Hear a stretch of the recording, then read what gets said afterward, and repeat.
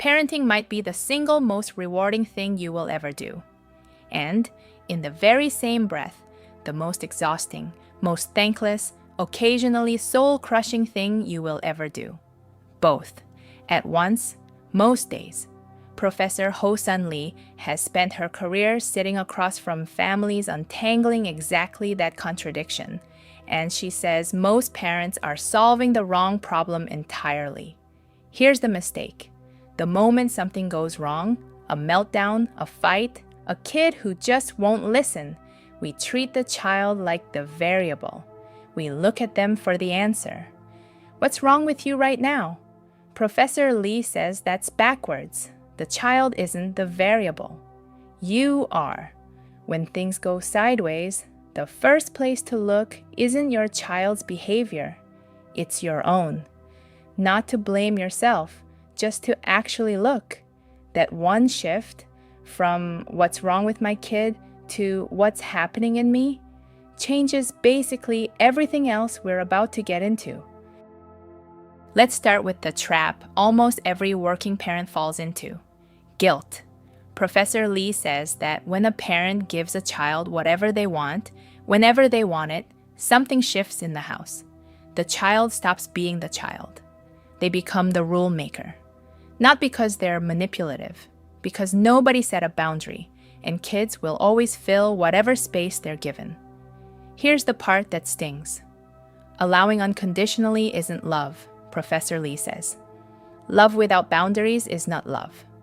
It feels generous in the moment. It isn't the same thing. And she says kids can sense a parent's guilt without fail every single time. And they will make that parent pay for it, not out of cruelty, because it works. So she gives working parents an actual script. When your child says, "You weren't there when other moms were," don't reach for "I've done enough."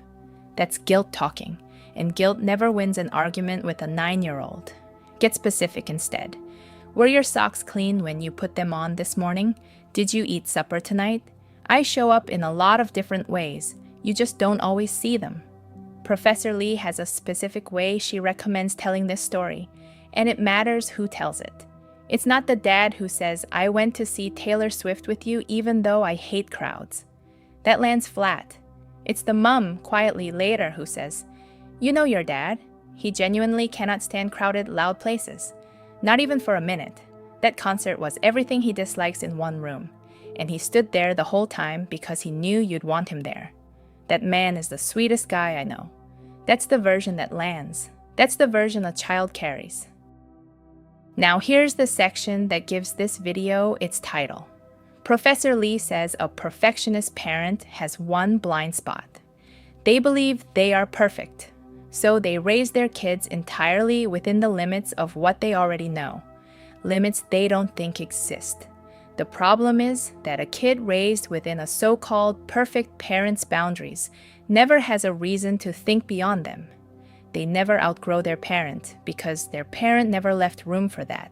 Compare that to what Professor Lee calls the slightly clueless parent, the one who doesn't have all the answers and doesn't pretend to.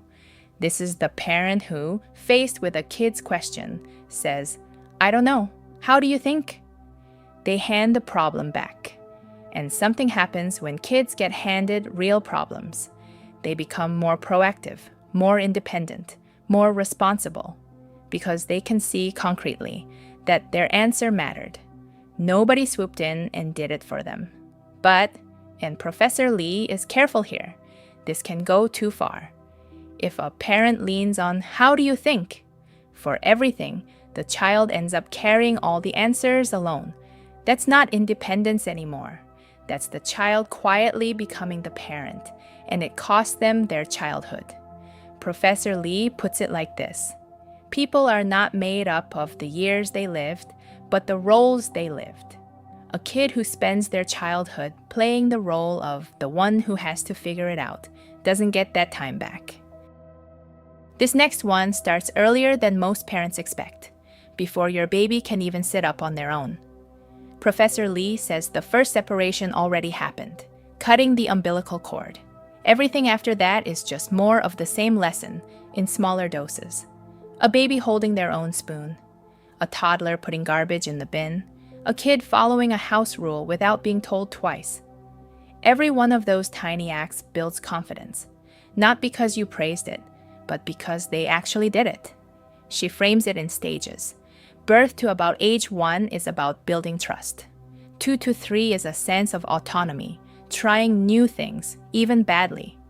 4 to 7 is a sense of initiative, taking the first step without waiting for permission. Here's the part that surprised me. Professor Lee says independence isn't just being able to be alone. It's also having the courage to invite someone else in, to ask for help when you actually need it. A kid who can do both is more independent than a kid who can only do one. Even her example is tiny. When your baby finishes their puree, don't just clear the bowl yourself. Pick up the bowl and pick up the baby, and show them putting the empty bowl in the sink. Let them be part of the ending, not just the eating. Her broader point is almost uncomfortable to hear. If you actually want the best for your kid, you let them struggle. You let them sit with wanting something and not getting it right away, as much as they can genuinely handle. Because the parents who make sure their kid is never once disappointed are raising kids who, eventually, all at once, collapse. Last one, and it's the one Professor Lee seems most passionate about. Nagging. She says Generation Alpha, the kids being raised right now, thinks differently than we did. And when we push them toward what we always wanted or try to give them what we never had, we're doing something specific, locking them into a 20th century system. That system has already shed 90% of the jobs it was built around. Which means, and this is the humbling part, we can't actually mentor them through what's coming. We can't hand down advice the way our parents handed it to us, because we genuinely don't know what the next 20 years look like for them. So what can we do? Professor Lee says our job isn't to fill in the answer.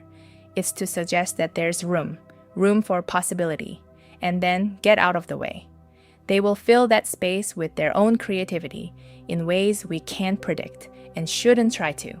The phrase she wants parents saying as often as they possibly can. You will always find a way. You will always make it work. Not because you know how, because you trust that they will. And her line I haven't been able to shake since I first heard it. Don't put them in the box of what you know. Let them have their own big bang in the space of creativity. Not your box. Their big bang. If any of this gave you permission to breathe a little, that's exactly what Professor Lee Ho-seon intended. The parents who are hardest on themselves are usually the ones doing the most. And if you want more from her, next week we're looking at something that stumps almost every parent I know. What is your child actually saying when they snap, "I'm annoyed"? Because it's almost never what it sounds like. I'll see you there.